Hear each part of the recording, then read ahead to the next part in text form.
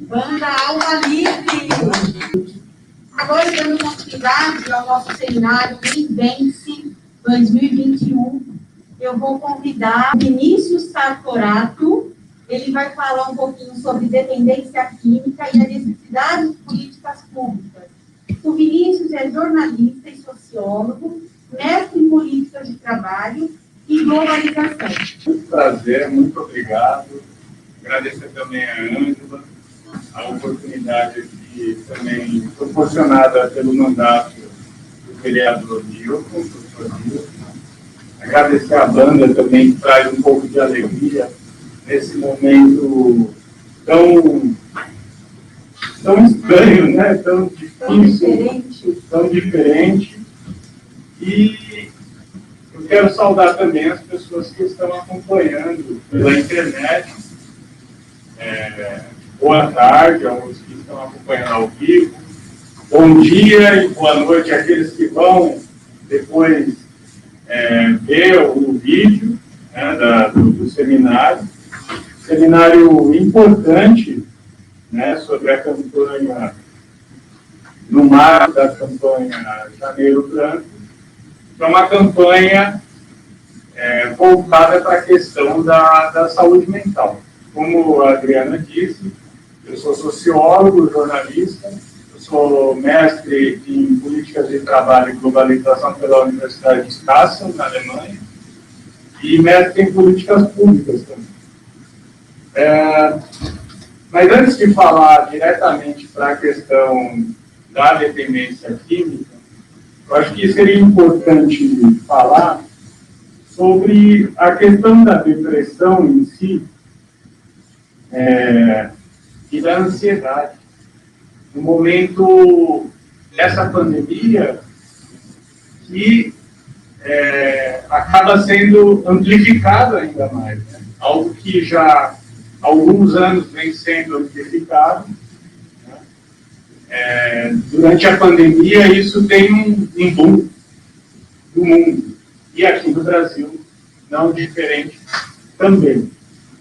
Então, hoje, a OMS calcula em torno, nos últimos estudos, em torno de 320 milhões de pessoas que sofrem de depressão. Isso dá cerca de 4, 5% da população mundial. Com certeza, durante a pandemia, isso deve ter aumentado.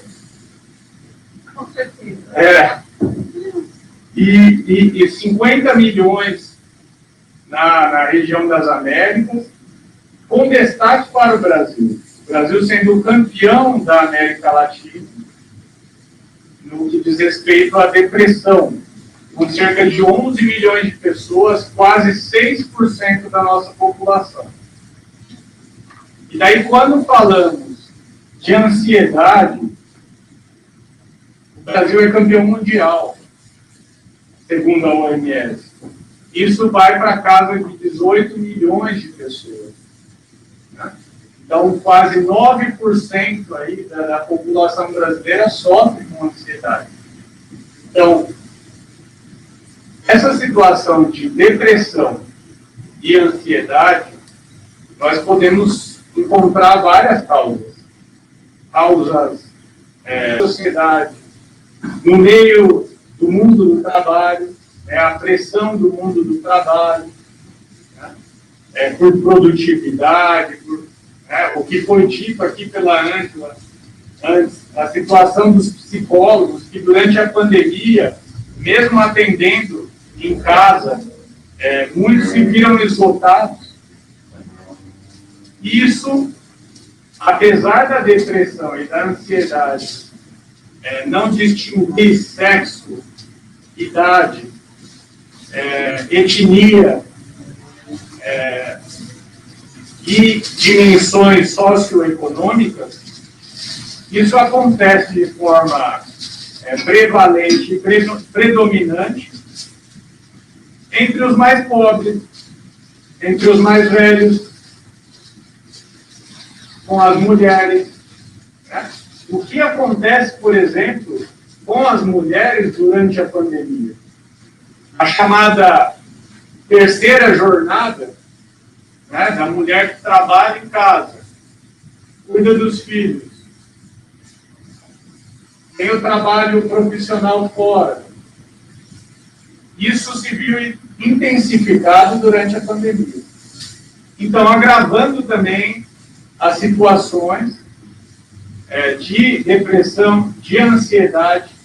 Né? Quantas pessoas viram seus casos sendo agravados pelo desemprego, por situação de violência nas suas respectivas residências.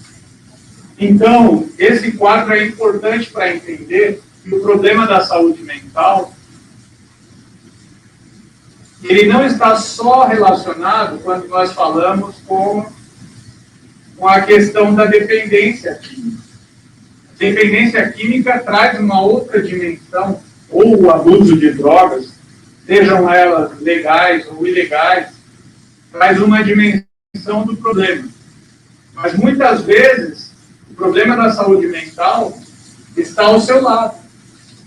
Está com alguém da sua família, está com o seu vizinho, com o seu colega de trabalho, e que passa muitas vezes despercebido. Então, eu acredito que o primeiro passo, eu vou falar aqui um pouco de políticas públicas, de dependência química, mas o primeiro passo para começar a melhorar ou pelo menos reduzir os danos dos problemas de saúde mental é o diálogo.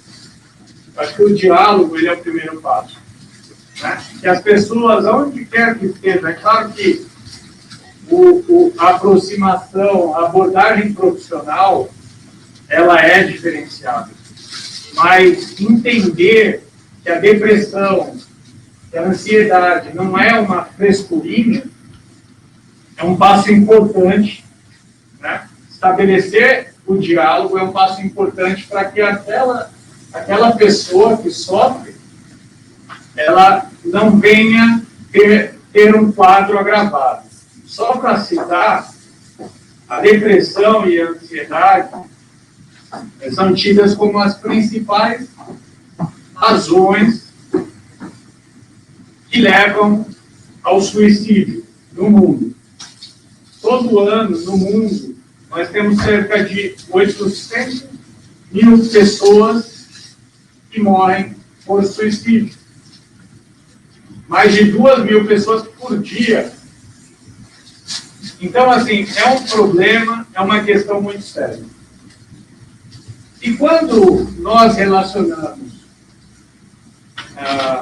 essa questão da saúde mental com a dependência química, com o abuso de drogas, seja essa droga, o álcool, a maconha, a cocaína, o crack, a heroína, ou medicamentos, nós temos que entender o mundo de cada pessoa, que cada pessoa é um mundo. E cada um tem uma velocidade diferente. Né? E qual é o papel da sociedade? Qual é o papel dos governos nesse quadro? Né? Se nós sairmos aqui à porta da Câmara Municipal, nós vamos nos deparar com várias pessoas nessa situação. Não muito distante daqui, nós temos a chamada Cracolândia, né, que é uma região da cidade de São Paulo, que há mais de 20 anos tem a concentração de um problema seríssimo. E como tratar esses problemas? Muitos já têm a solução, né, às vezes soluções burocráticas, soluções teóricas, porém, não são soluções fáceis, porque senão a coisa já estaria resolvida. E o problema da Cracolândia, ele se repete no país todo, ou melhor, no mundo todo.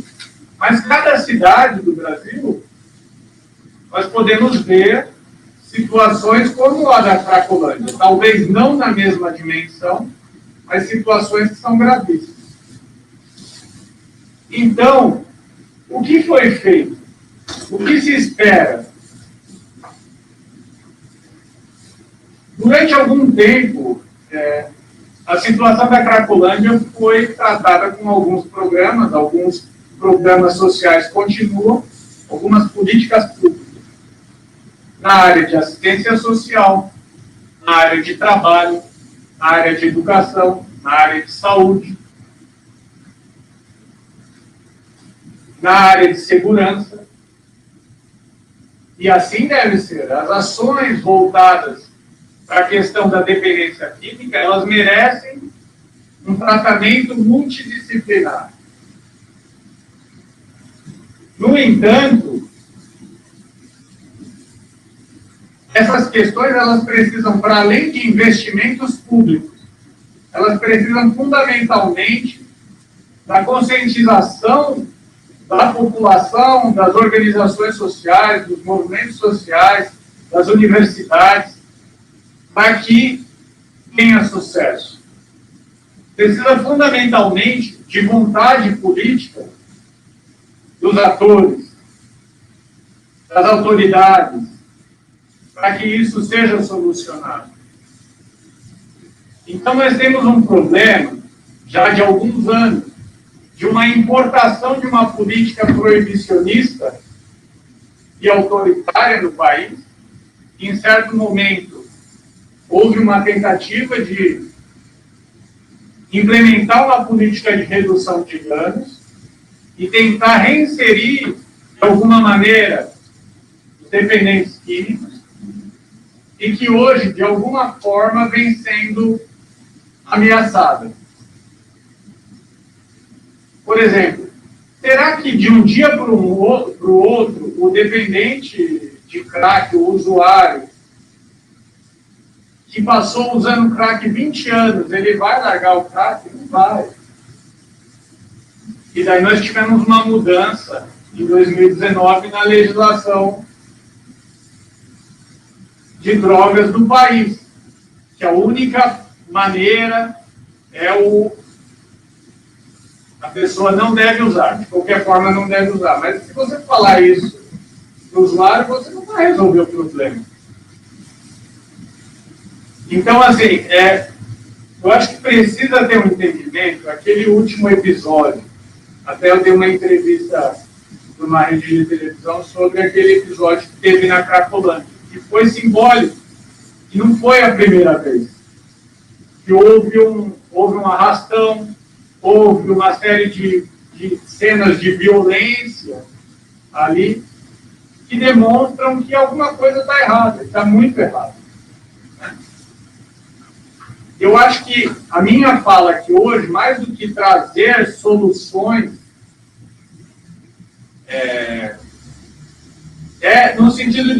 vem no sentido de contribuir sobre refletir contra esse estigma, refletir contra uma visão que espera respostas imediatas para problemas que são profundos.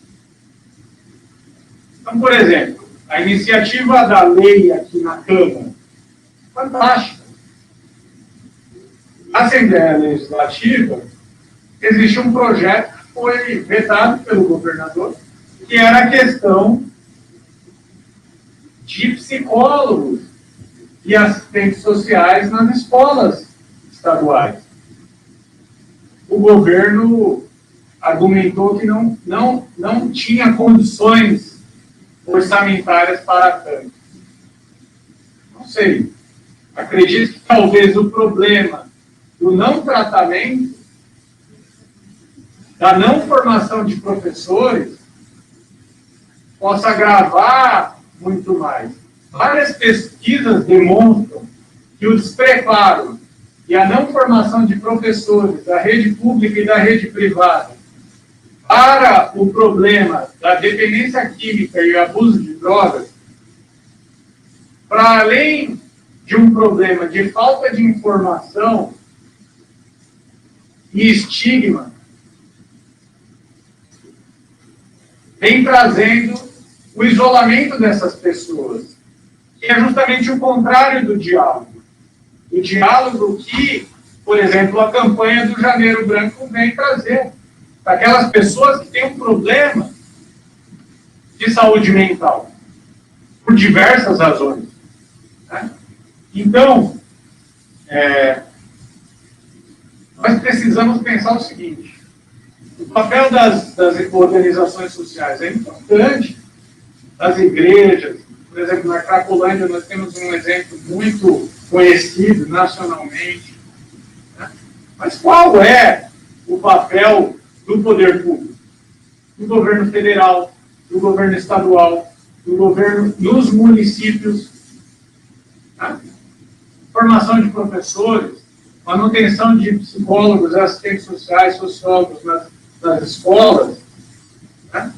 Programas esportivos, para estimular que essas pessoas tenham uma atividade física, né? Acompanhamento, mapeamento das pessoas, para que essa pessoa ela possa ser reinserida no mercado de trabalho, para que a família ela tenha um acolhimento. Então, assim, é um problema global. Hoje, nós temos cerca de 20% da população entre aí, adolescentes e jovens de 15 a 24 anos que estão fora da escola, estão fora do mundo do trabalho, estão fora de tudo. E, nas periferias, a falta de estrutura pública, de assistência social, cultural, esportiva, educacional, abre um caminho, uma estrada bastante propícia para o crime organizado. E daí, entrando na questão da segurança, eu acho que é importante fazer valer, e com inteligência, a diferenciação entre o que é o usuário, o dependente, no caso das drogas ilegais, do traficante, o criminoso. Porque senão, gente, não tem uma resposta para isso. Se você tratar o dependente químico, falando de drogas ilegais, como criminoso simplesmente, não tem volta, né? Então, assim, é de novo a discussão do diálogo, o princípio do diálogo, né? Mas nós poderíamos falar também sobre a questão do álcool, que é a droga mais popular e mais abusada em todo o mundo.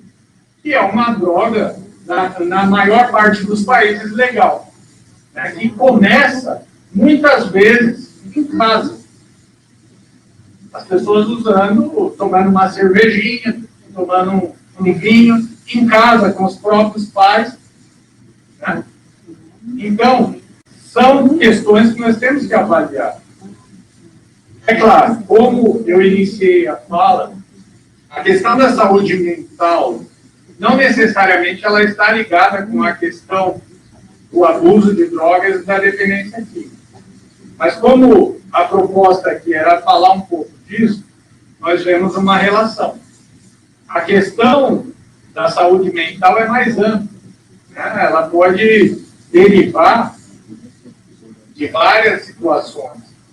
Mas a questão da drogadição, muitas vezes, também vem das mesmas questões. Então, a falta de oportunidade de um jovem na periferia,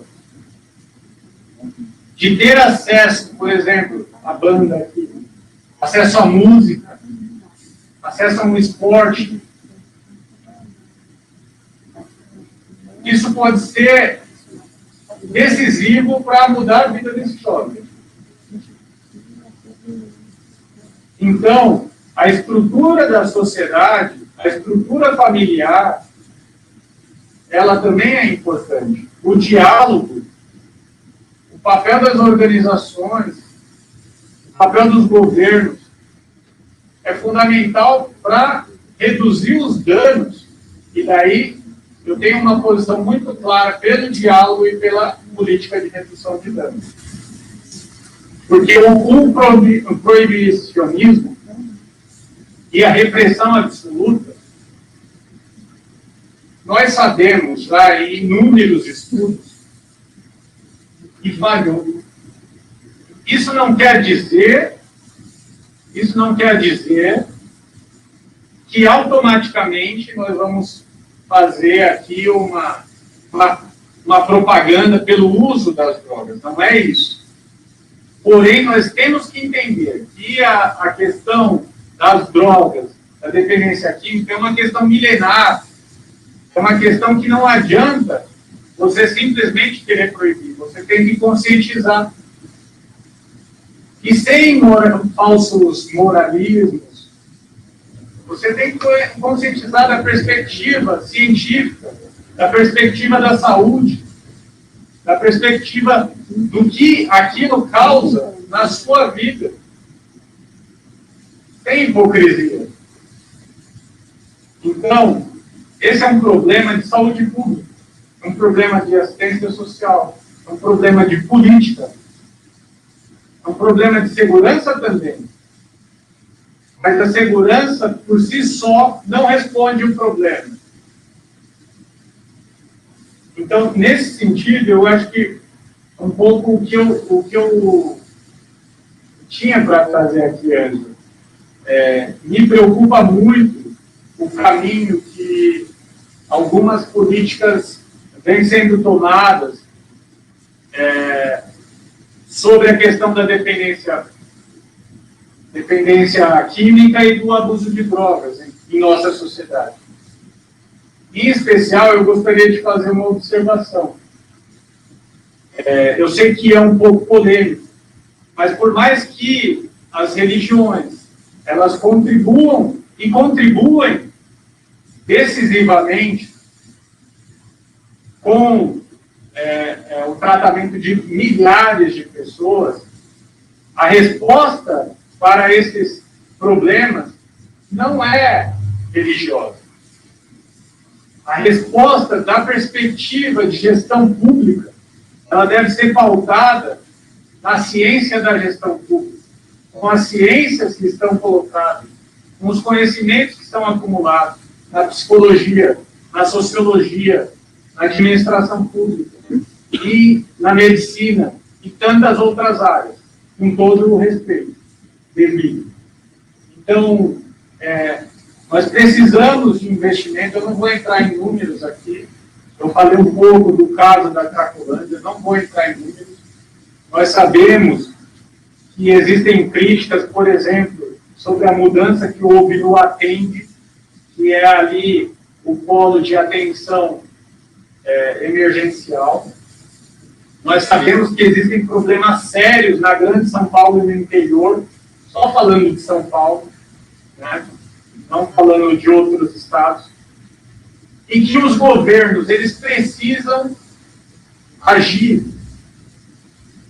e precisa vontade política, porque muitas vezes fica claro aquela coisa meio dos intocáveis, como os indianos chamam, os Dalits, né? Você passa ali na Cracolândia, parece que não são pessoas, que são pessoas. São seres humanos que merecem e possuem o direito a um tratamento digno, merecem e possuem o direito a ter uma oportunidade de trabalho, uma oportunidade de inserção profissional ou reinserção profissional, de ter atividade física. Eu gostaria de salientar aqui, que a questão da atividade física, por si só, ela é fundamental. Durante a pandemia, nós vimos a incidência de pessoas com depressão e ansiedade, e como a atividade física, até por questões genéticas, questões biológicas, elas contribuem, né? Porque assim, não adianta a sua cabeça estar bem, seu corpo precisa estar bem. Durante um tempo, eu morei na Alemanha e na Áustria. E eles falavam muito dessa coisa, que a melhor religião para um povo é o esporte. Então eu sou muito adepto também dessa ideia, de que o esporte ele deve ser popularizado. Você tem o exemplo, por exemplo, da China, em que idosos praticam tai chi chuan, tênis de mesa, né? Parece que não é nada, a pessoa não vai disputar aquilo para entrar em campeonatos, mas só aquela atividade já ajuda muito, né? Então são várias medidas que nós podemos pensar. E da perspectiva, não estou controlando o tempo, mas minha vida, acho que está fechando. Da perspectiva do parlamento, nós estamos aqui numa casa de leis, eu deixaria aqui algumas, com todo respeito à casa, algumas propostas. Eu acredito que essa iniciativa, psicólogos, assistentes sociais, sociólogos, nas escolas públicas, é uma iniciativa fundamental.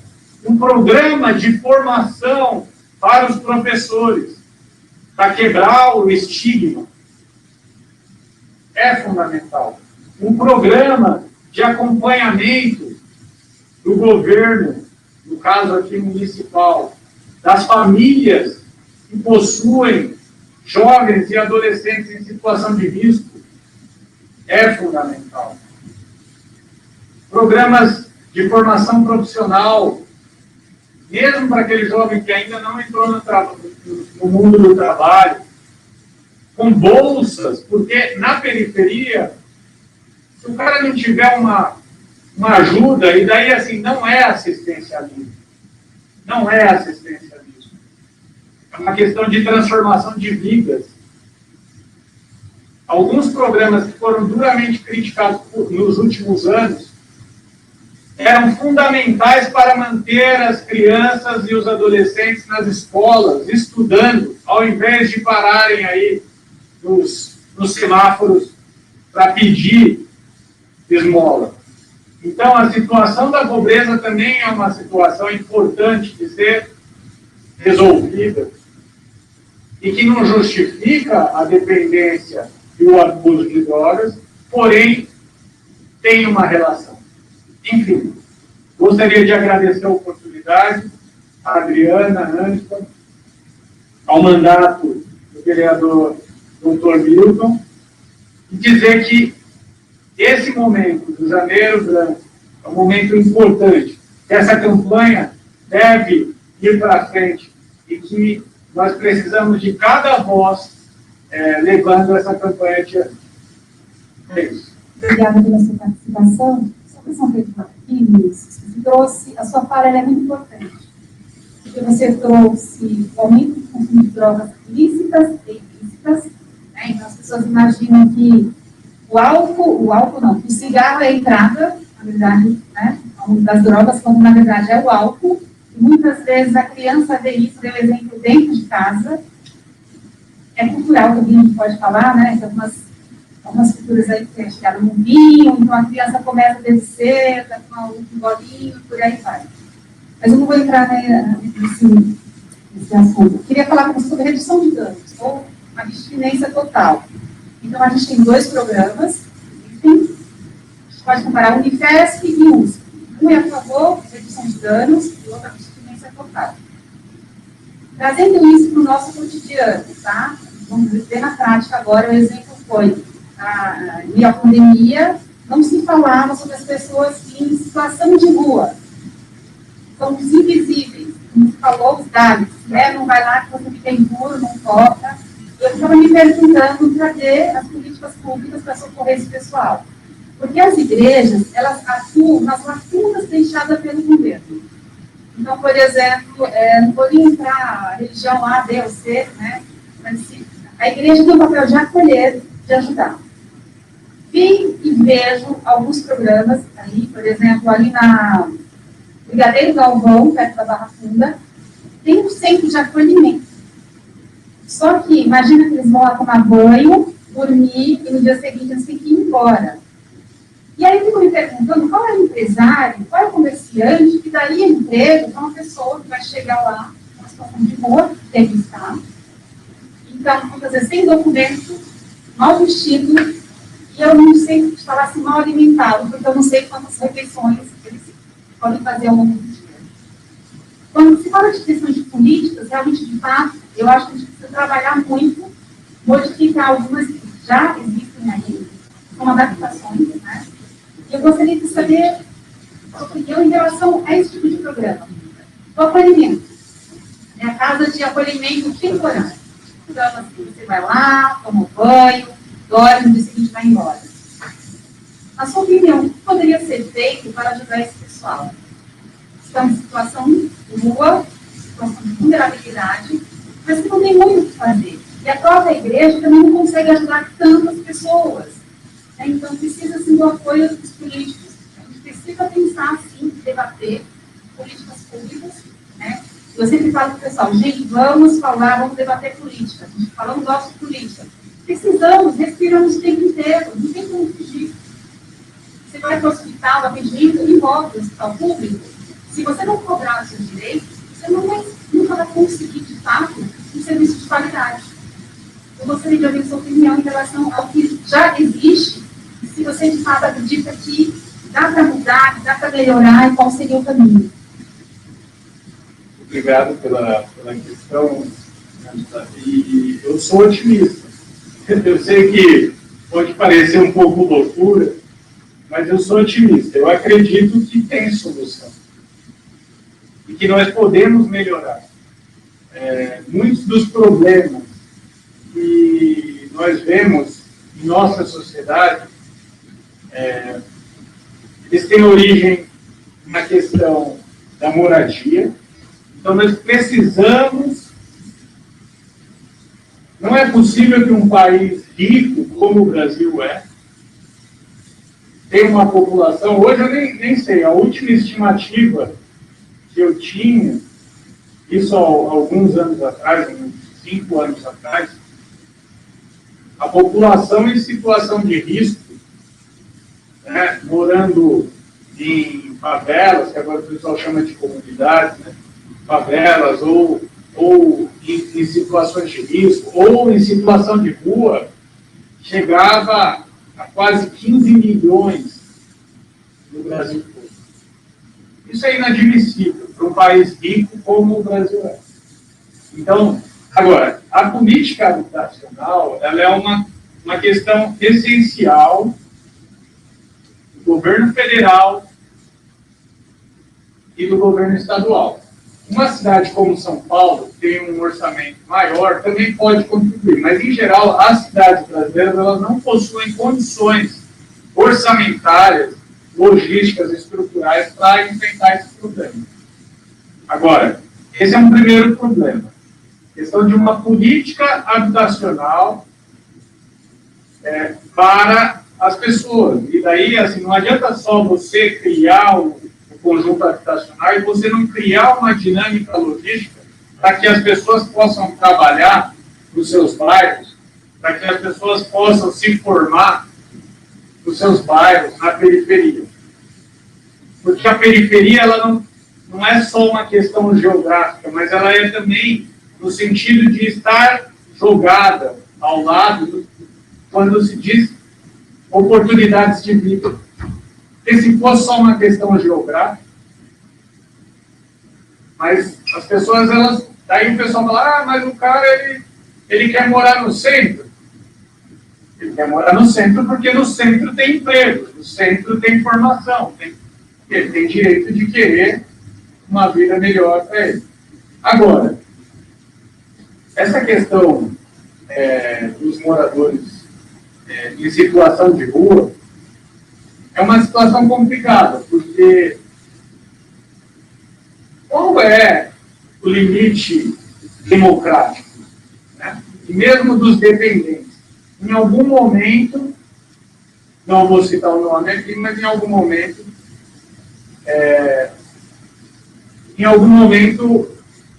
veio muito a ideia da internação compulsória.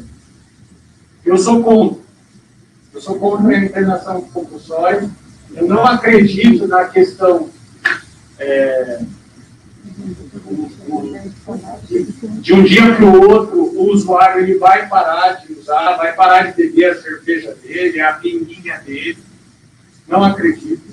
Acredito que existe sim uma necessidade de tratamento. Isso é um processo genético, biológico, psicológico, social. E a questão do morador de rua é isso, ele tem que ser cadastrado, ele tem que ser mapeado. Muitas vezes ele não quer, mas essa pessoa quer ser ajudada, de que maneira? Né? O papel do Estado não é perguntar se ela quer ou não. O papel do Estado é ter a estrutura e disponibilizar a estrutura. É estar preparado para um problema que sempre vai acontecer. Ele pode diminuir ou aumentar dependendo das épocas. Por exemplo, nessa época de pandemia aumentou. Mas o papel do governo é esse. O papel aqui dos vereadores é propor iniciativas para o governo. Né? Então, eu acredito que as casas de acolhimento,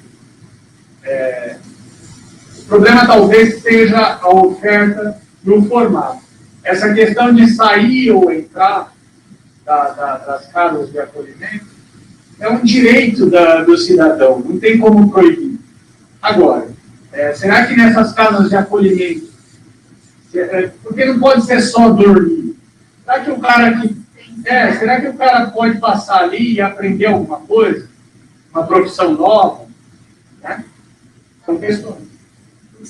Eles saem de lá e não ficam na rua, esperando um ano. Então, assim, tem um trabalho, tem uma formação desse pessoal, eles conseguem ficar na sociedade. Achei importante a sua fala quando se trata da redução de danos e a importância do esporte como inclusão social. Obrigada pela sua participação. Eu que agradeço. Agradeço.